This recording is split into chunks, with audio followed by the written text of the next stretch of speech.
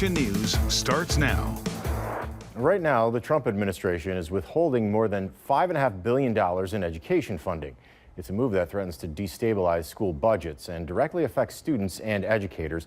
In our big story today, we're going to look at a recent deal between a university and the Trump administration to restore that university's federal funding. Other universities are still struggling. We have what the cuts may mean for college students as well, plus what's happening at the local level as schools prepare for the next academic year. School funding is our big story today.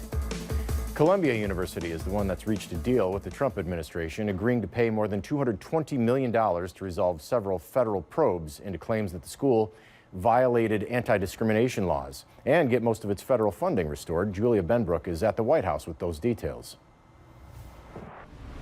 President Donald Trump is celebrating the agreement. In a social media post, he commended Columbia for, quote, doing what is right.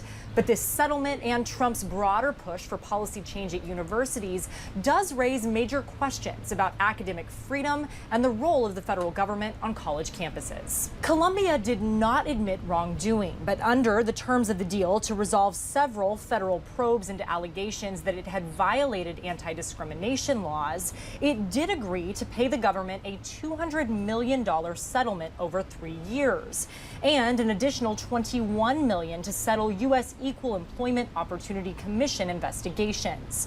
The university says the agreement also codifies some policy changes announced in the spring. In exchange, the university said in a statement, a vast majority of the federal grants, which were terminated or paused in March 2025, will be reinstated, and Columbia's access to billions of dollars in current and future grants will be restored.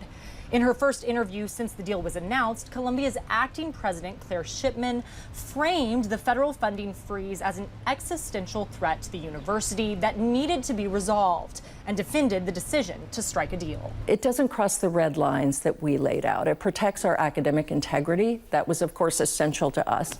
And two, it does reset our relationship with the federal government in terms of research funding. It's not just money for Columbia. I mean, this is about science. It's about curing cancer, cutting edge, boundary breaking science that actually benefits the country and humanity. So that was essential.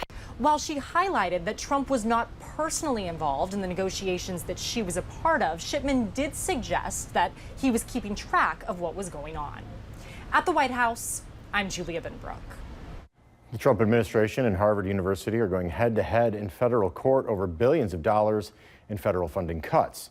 Lawyers for Harvard argue the government illegally cut more than $2 billion in funding for research grants. Attorneys for the government say it was warranted, adding that the White House will not fund institutions that fail to adequately address anti-Semitism. Harvard University professor Maya Jasanoff spoke with ABC News in May. Myself am partly of Jewish descent, and like many of my Jewish colleagues, I have flourished at Harvard. I was indeed an undergraduate there at a time when a high percentage of my classmates were Jewish. Harvard has become an increasingly inclusive institution over the decades. The president is slamming the judge in the case, calling her a total disaster, saying that the government would immediately appeal if she rules in favor of Harvard. The Trump administration is still looking to reach a deal with Harvard. For months, the administration and school leaders have been in talks. The source says those conversations have stalled. And while the judge has not made a final ruling in the case, Harvard wants a decision no later than September 3rd. In Michigan, those federal funding cuts could be a big blow to Michigan State University, costing it $10 million. That money supports a program that has helped teach healthy eating habits in every Michigan county for 3 decades. It's called SNAP Ed, and it has reached more than 115,000 people just in 2024 alone, mostly low-income families. With cuts on the way, MSU says jobs are getting eliminated and much of the program may be shutting down. These cuts to from federal funding to research centered around agriculture, whether it's international or extension, this is also what brings people into MSU and brings people into Michigan. So without this type of funding, yeah, we can't support as many graduate students, and that's a really incredible way for MSU and the state of Michigan in general to draw so much intellectual talent from across the world. Director of MSU Extension, Tyler Quinson, says the situation is complex with a combination of employment and union statuses to consider. The university does not know an exact timeline for the cuts or how many employees may have to be laid off. Those affected should be notified by the end of this month. The funding freeze is also hurting school districts across the country. Right now, they're preparing to begin the next school year without the billions in previously approved funds. According to the National Education Association, that lack of funding will disproportionately hurt students, including low-income families, students of color, and newcomer students. The Committee on Education Funding, which is a coalition of organizations that advocate for funding for public schools, find that some programs will also be affected by these cuts. Those programs include migrant education, student support, academic achievement, educator professional development. In Ohio, the federal funding freeze paused $185 million in education funding just for this state alone.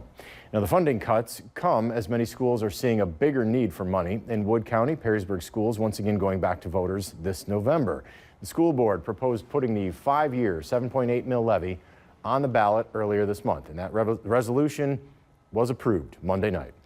If it is passed by the voters, the owner of a $100,000 home would pay $274 a year, and this additional emergency tax levy comes after the district experienced some funding struggles.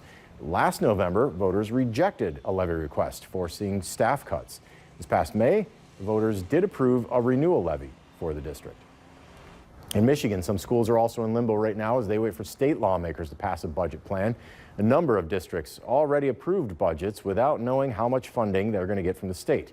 Advocates for school funding say the delay affects services including coaches, tutors, and social workers.